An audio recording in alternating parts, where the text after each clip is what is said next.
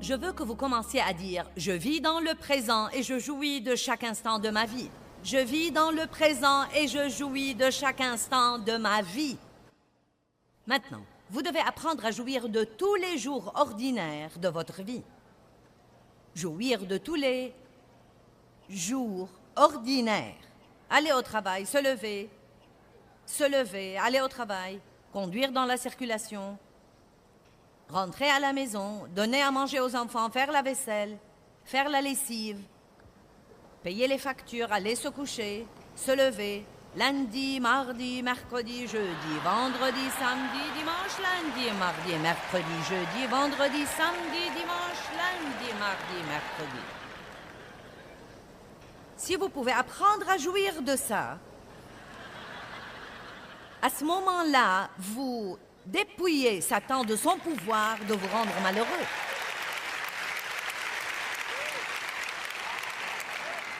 Et je vais vous dire comment faire ça. Commencez à faire tout ce que vous faites chaque jour comme au Seigneur. Et vous pourrez jouir de tout ça parce que vous le faites pour lui, avec lui, à lui et par lui. Tout. N'allez pas au travail juste pour avoir un salaire. Si vous ne supportez pas votre travail, trouvez un autre travail. Trouvez quelque chose que vous aimerez faire, sinon vous passerez une grande partie de votre vie à le détester. Je déteste l'embouteillage, je déteste mon travail, je déteste. Ne détestez rien à part le péché et la méchanceté et le mal. Commencez à aimer les choses. J'aime ma vie. Je vous défie de le dire chaque jour. J'aime ma vie.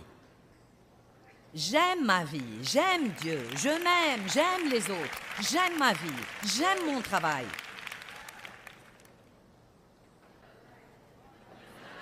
J'aime la lessive. J'aime la vaisselle. Vous allez les faire de toute façon, donc à quoi bon les détester? Non, mais sérieusement. Je suis plus que vainqueur. Je peux faire cette vaisselle avec joie.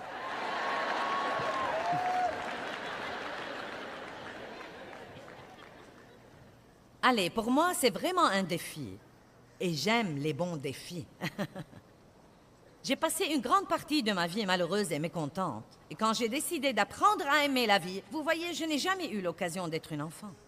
Je crois que j'étais une adulte dès l'âge de 3 ans à cause de ce qui s'est passé dans mon enfance. Et je n'ai jamais eu l'occasion d'être une enfant. Donc j'ai découvert comme adulte que je n'avais pas une enfance saine en moi. Je ne savais jouir de rien. Tout pour moi était le travail et la responsabilité, faire quelque chose, avoir un but, passer à la chose suivante. C'était ma vie.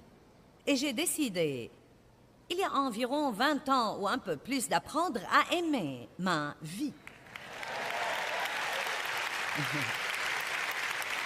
En rentrant à la maison, je vais jouir du trajet, je vais chanter et louer et méditer et aimer Dieu et je vais jouir de mon arrivée. Puis le diable dit, quand tu y arriveras, tu trouveras un grand désordre. Tes enfants n'auront rien fait de ce que tu leur as dit de faire. Et au lieu de penser, quand je passerai cette porte, s'ils n'ont pas fait ce que je leur ai dit de faire, vous savez quoi, ils auront vraiment des ennuis. Non, pensez que ce sera une merveilleuse occasion pour moi de rentrer. Et si je dois donner une correction, je la donnerai dans l'amour, en veillant à ce qu'ils voient la gloire de Dieu sur moi après la conférence.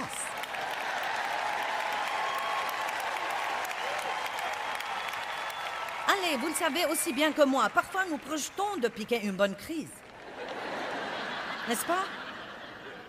Nous l'avons déjà planifié. Si vous faites ça encore une fois... Et ensuite, secrètement, vous espérez presque qu'ils le feront parce que vous cherchez une excuse pour décharger. Oui, j'ai quelques sœurs là-bas. Vous les types, vous feriez aussi bien de lever la main, vous aussi. Vous savez exactement de quoi je parle. Bon, bien compris. Faites tout ce que vous faites comme au Seigneur. Dieu, je vais travailler pour toi. Je nettoie cette maison pour toi. Je fais ma lessive pour toi. Je paye mes factures pour être une personne honnête et intègre. Tout ce que je fais, Dieu, je le fais pour toi. Votre vie sera radicalement changée si vous faites ça. Arrêtez de vivre pour les autres et pour les applaudissements que vous croyez que vous aurez d'eux. Et commencez à vivre devant l'œil qui voit tout, qui vous observe tous les jours à chaque instant. 1 Pierre 3, 11, si nous pouvons regarder ce verset. Il nous dit de poursuivre la paix. Nous devons la solliciter et la poursuivre de toute notre force.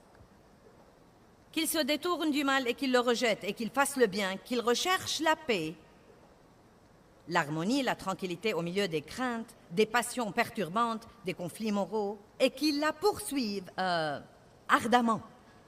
Ne vous bornez pas à désirer des relations paisibles avec Dieu, avec vos semblables et avec vous-même, mais recherchez-les et poursuivez-les. Laissez-moi cette partie sur l'écran.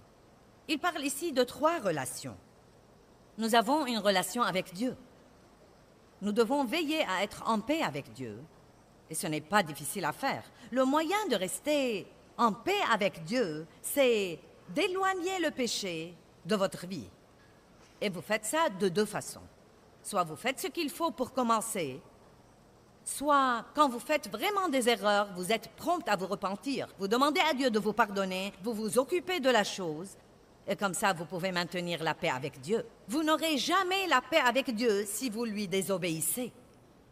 Aussi dur que vous essayez de dissimuler, vous n'aurez pas la paix avec Dieu si au très fond de vous, si vous êtes honnête avec vous-même, aussi nombreuses que soient les excuses que vous trouvez pour ce que vous faites, si au très fond de vous, vous savez que c'est quelque chose que vous ne devriez pas faire, vous n'aurez pas la paix avec Dieu. Amen. Et je ne connais pas une meilleure façon de le dire que la façon dont je viens de le dire maintenant. Quand nous voulons faire vraiment quelque chose, nous pouvons trouver des excuses. Eh bien, tous les autres le font. Dieu se fiche de ce que font tous les autres. Il s'occupe de vous personnellement et peut-être qu'il y a des gens que vous connaissez dans votre vie qui font quelque chose et ne ressentent aucune conviction de Dieu. Mais Dieu ne vous laissera pas le faire. Et vous ne devez pas contester, vous devez savoir qu'on demandera beaucoup à qui l'on a beaucoup donné. Et peut-être que vous avez demandé à Dieu quelque chose qu'ils ne lui ont pas demandé. Et si vous voulez que Dieu le fasse dans votre vie, vous aurez à marcher un peu plus que sur le chemin resserré. Je murmurais une fois, eh bien, Dieu, il paraît que tu t'occupes toujours de moi et tu sais, ils font ceci et ils font cela et ils n'ont pas l'air de croire que c'est vraiment un grand problème. Pourquoi tu me dis toujours que je ne peux pas faire ça? C'est très simple. J'ai reçu cette réponse dans mon cœur. Tu m'as demandé beaucoup de choses. Tu les veux ou non? Si je veux passer à la télé tous les jours, devant une grande partie du monde entier, et partager la parole avec eux, alors, naturellement, je dois rester sur un chemin très resserré. Et dans le but de faire ça, j'ai dû apprendre à vraiment écouter Dieu. Et si je ressens une conviction, si mon cœur n'est pas tranquillisé, non mais même si c'est quelque chose que Dave n'a pas l'air d'avoir un problème à faire, si mon cœur n'est pas tranquillisé, je ne le fais pas. Amen.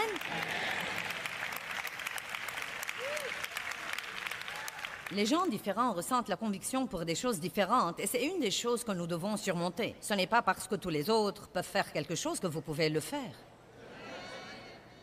Alléluia. Et, vous ne devez pas les juger parce qu'ils le font.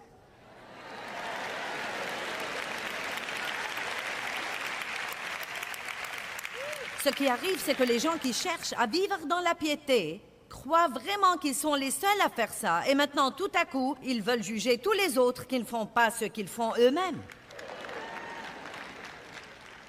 Laissez les gens tranquilles, priez pour eux, laissez Dieu s'occuper d'eux et veillez à faire ce que vous êtes censés faire et vous pouvez être sûr que le reste ira très bien. La paix avec Dieu. La personne suivante avec qui vous devez veiller à avoir la paix est vous-même. Et je parle beaucoup de ça. J'enseigne beaucoup là-dessus parce que c'était un problème énorme de ma vie et je crois que c'est un problème dans la vie de beaucoup de gens. J'ai eu beaucoup de mal à m'entendre avec les gens et je voulais aimer les gens. Je voulais vraiment être plus gentille et aimable et patiente et miséricordieuse. Et je n'arrivais pas à faire ça et Dieu m'a finalement révélé que je ne pouvais aimer personne parce que je ne m'aimais pas. Et on ne peut pas donner ce que l'on n'a pas. C'est pourquoi travaillez sur ça. Vous devez avoir une bonne relation avec vous-même. Vous devez avoir une bonne relation avec vous-même. Et ce verset que j'avais mis sur l'écran le prouve. Remettons 1 Pierre 3:11 sur l'écran, la dernière partie de ce verset. Ne vous bornez pas passivement, paresseusement. Si seulement j'avais la paix. Ce n'est pas comme ça que vous aurez la paix. Vous devez la solliciter, la poursuivre, la rechercher ardemment de toute votre force. Vous devez trouver les choses dans votre vie qui vous volent votre paix et vous devez vous en débarrasser. Amen. Ne vous bornez pas à désirer des relations paisibles avec Dieu, avec vos semblables et avec vous-même. Donc, il parle de 3 relations distinctes. Des relations où nous devons veiller à avoir la paix. Je vais donc vous demander aujourd'hui, est-ce que vous vous aimez? Certains s'aiment, mais je peux presque garantir qu'il y a ici plus de personnes qui ne s'aiment pas qu'il n'y a des personnes qui s'aiment. Vous vous aimez vous-même? Est-ce que vous vous acceptez vous-même? Vous êtes conscient de vos faiblesses aussi bien que de vos forces. Et franchement, vous vous en fichez. Maintenant, je ne suggère pas que nous ayons une habitude relâchée ou négligente à l'égard du péché. Ce n'est pas du tout ce dont je parle. Mais certaines de nos faiblesses ne sont pas des péchés. Ces faiblesses sont souvent des choses que nous aurions voulu qu'elles soient différentes. Nous aimerions être capables de faire cette chose que quelqu'un d'autre fait, mais elle semble être un tel don et si facile pour lui. Mais pour nous, elle est difficile. Il est beaucoup plus facile pour mon mari d'être calme et facile à vivre, que ceci ne l'est pour moi. Car je dois vraiment me discipliner sur ce plan. Eh bien, il y a eu plusieurs fois dans ma vie où j'ai souhaité être comme lui. Non, mais je lui ai dit, ce doit être agréable de ne jamais avoir à s'inquiéter de rien, ou même à essayer de ne pas s'inquiéter. Dave a une réponse à tous les problèmes. Déchargez-vous sur lui. Quand j'ai un problème, je ne vais même pas lui demander conseil parce que je sais déjà ce que ça va être. Déchargez-vous sur lui. Et il a raison. Mais il m'est plus difficile de faire ça qu'il ne l'est pour lui. Eh bien, pouvons-nous appeler ça une faiblesse? Je ne sais pas, peut-être. Non, mais il est plus fort que moi sur ce plan. Mais vous savez quoi? Je suis ce que je suis. Vous êtes ce que vous êtes. Je travaillerai là-dessus un peu plus dur. Il y a d'autres domaines dans la vie de Dave où il doit travailler un peu plus dur. Vous ne surprenez pas Dieu. Il ne vous a pas choisi et tout à coup il a dit « Oh mon Dieu, regardez avec qui je suis coincé. » La Bible dit que Dieu vous a choisi exprès parce qu'il vous a aimé et qu'il sait la fin depuis le début. Il est chef et le consommateur de la foi. Tous les jours de votre vie ont été écrits dans son livre avant que vous ne soyez jamais venus à la vie. Dieu connaît toutes les paroles dans votre bouche que vous n'avez pas encore prononcées. Il connaît chaque décision que vous prendrez avant que vous ne le preniez. Et il dit toujours, je vous aime inconditionnellement, je ne vous abandonnerai jamais, je travaillerai avec vous et je vous recueillerai et je veillerai sur vous.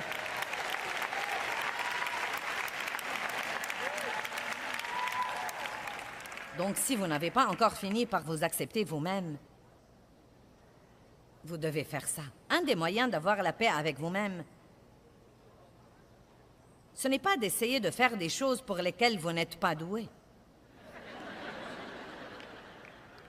C'est triste de voir les gens dépenser environ 80% de leur énergie à essayer de s'améliorer dans des domaines pour lesquels ils ne sont pas doués, au lieu de passer 80% de leur temps dans les 2 ou 3 choses pour lesquelles ils sont vraiment doués et les travailler et arriver à exceller dans ces domaines. Je suis doué pour parler, donc je parle. Je suis une bouche dans le corps de Christ et je m'exerce régulièrement.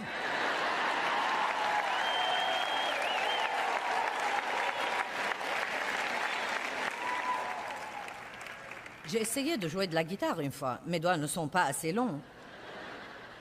Non, mais je suis passée par toutes les choses en me comparant aux autres personnes. Je n'ai pas le temps pour ces messages aujourd'hui, mais l'essentiel est que vous devez apprendre à être en paix avec vous-même.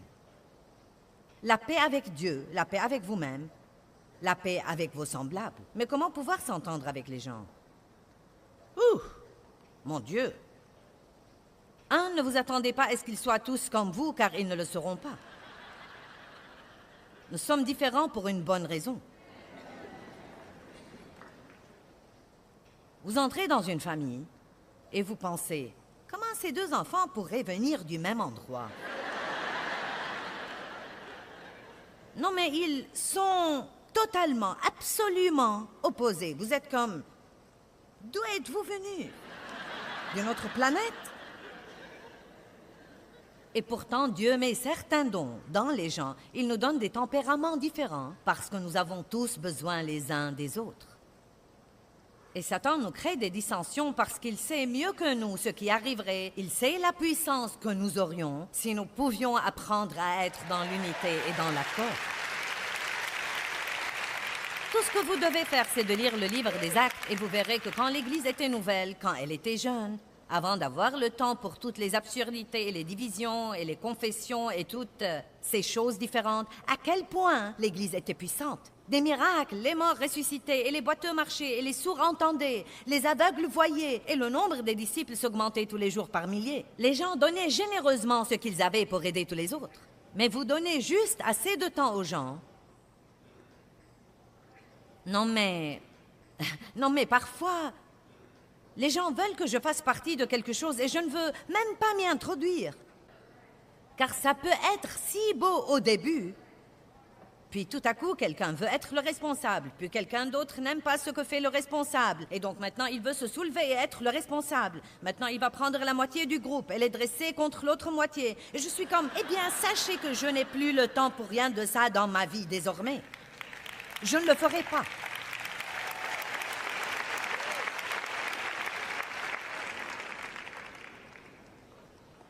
Focalisez sur les bonnes choses chez les gens plutôt que les choses que vous n'aimez pas et il vous sera facile d'être en paix avec eux. Apprenez à vous adapter aux autres personnes. Ça me donne la chair de poule de dire ça. La première fois où j'ai vu ce verset dans la Bible comme quoi la femme devrait s'adapter à son mari, j'ai pensé, non mais vous êtes vraiment sérieux? Dites-moi que vous plaisantez. J'ai dû apprendre que tout ne devait pas être comme je voulais, et parfois Dieu ne me laissait pas faire à mon idée, et qu'il voulait être sûr de ça pour qu'il puisse voir comment j'agirais. Notre façon d'agir sous pression révèle le vrai nous, qui nous sommes vraiment. Et nous révèle beaucoup de choses dans notre vie dont nous devons encore nous occuper. Et vraiment, quand vous êtes dans une situation délicate et que vous agissez mal, vous ne devez même pas vous déprimer. Vous devez dire, Dieu, je crois que je peux toujours voir ce que nous avons à traiter. Merci pour me l'avoir montré, au moins je ne suis plus trompée. Vous pouvez même remercier Dieu. Dieu, merci pour m'avoir montré ça. Au moins, je ne suis plus trompée et je ne penserai plus beaucoup de bien de moi que je ne le devrais. C'est exactement pourquoi dans Jacques 1, il dit « Prenez de très bon cœur toutes les épreuves par lesquelles vous passez, sachant que le texte auquel votre foi est soumise produit la patience. » J'ai trouvé que ça a produit beaucoup de trucs pour moi avant d'en arriver à la patience. Non mais, beaucoup de trucs.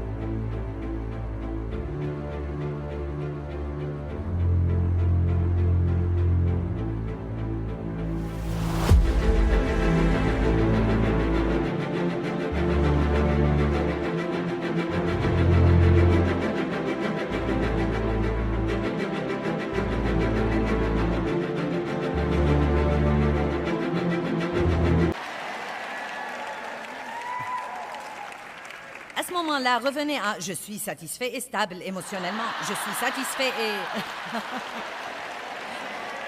Vous voyez, je vous donne l'équipement. Les choses ne vont pas comme vous voulez, vous ressentez les émotions. Il faut faire quelque chose avant qu'elles n'arrivent à votre bouche. Une fois qu'elles arrivent là, c'est trop tard. Maîtrisez-les quand elles sont toujours quelque part là. Et vous pouvez ressentir ça. Elles montent.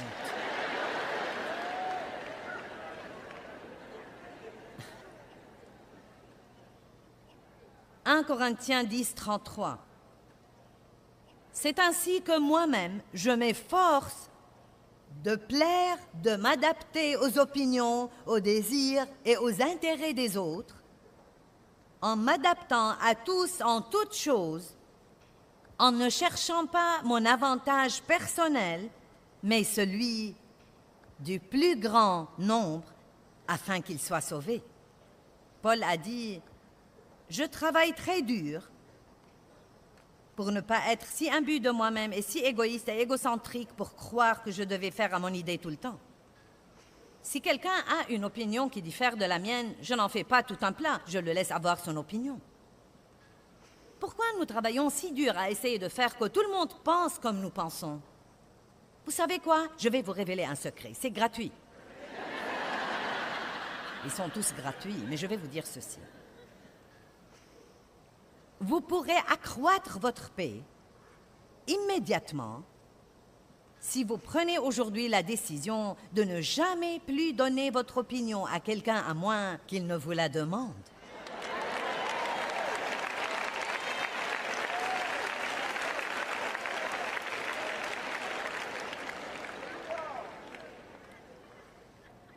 Non mais j'étais le genre de personne, j'avais hâte que quelqu'un respire dans une conversation pour que je reprenne la conversation et commencer à lui dire ce que je croyais. Je pense.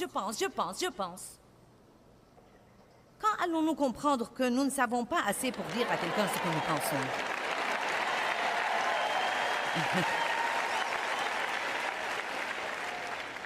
Maintenant, voici un autre moyen d'avoir la paix avec les autres. Celui-ci est génial. Ne passez pas excessivement de temps avec des gens qui ne vous plaisent pas tout simplement.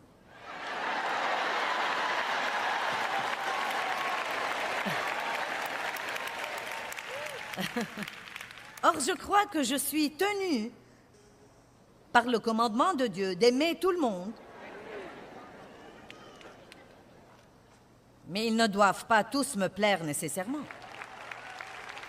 Non, mais il y a beaucoup de personnes que vous n'aimez vraiment pas fréquenter, autant que d'autres personnes. Et franchement, je connais des gens, non mais vraiment des gens avec qui je ne voudrais même pas aller prendre un déjeuner. Mais si je sais qu'ils ont un problème et que je pourrais les aider, j'irai pour les aider. Je sacrifierai pour les aider. Je prierai pour eux. Mais ce n'est pas vraiment la meilleure relation où j'investirai beaucoup de temps.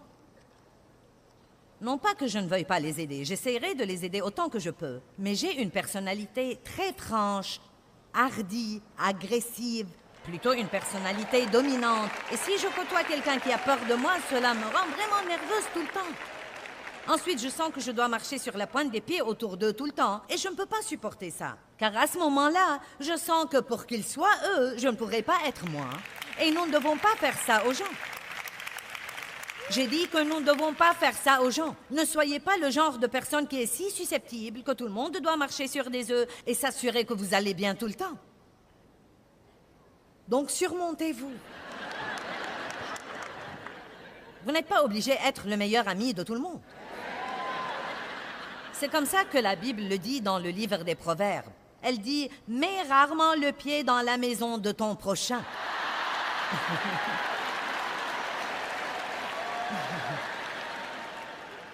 Vous savez quoi? Même les gens que vous aimez authentiquement et honnêtement et sincèrement, si vous passez tellement de temps avec eux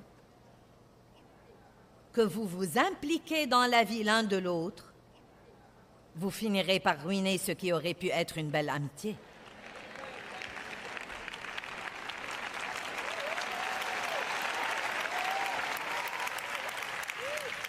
Vous ne devez pas tout savoir sur tout le monde.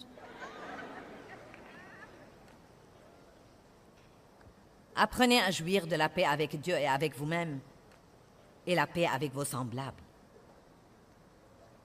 Et je voudrais que vous arriviez au point où la première chose à laquelle vous pensez et que vous dites tous les matins quand vous vous levez est ce qui suit.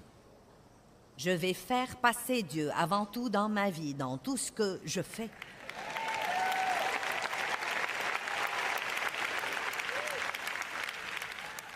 Dieu est le premier dans mes pensées, ma conversation, mon temps.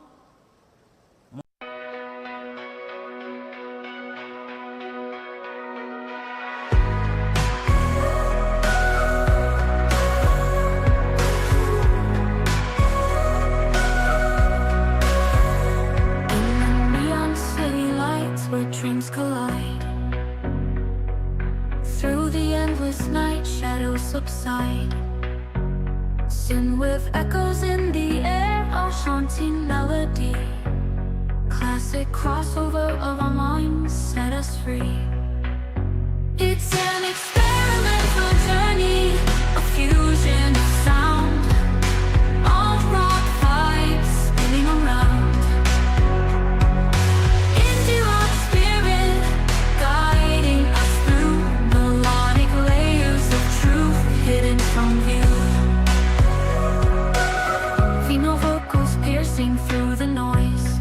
Mon argent et toutes les décisions que je prends. Je cherche Dieu d'abord avant toute autre chose. Et il ajoute à ma vie les choses qu'il veut que j'aie. Romains chapitre 11, verset 36. Car de lui, et par lui, et pour lui, sont toutes choses. Car toutes choses émanent de lui et proviennent de lui. Toutes choses vivent par lui et toutes choses sont centrées sur lui et tendent à s'accomplir et à se consommer en lui. À lui soit la gloire.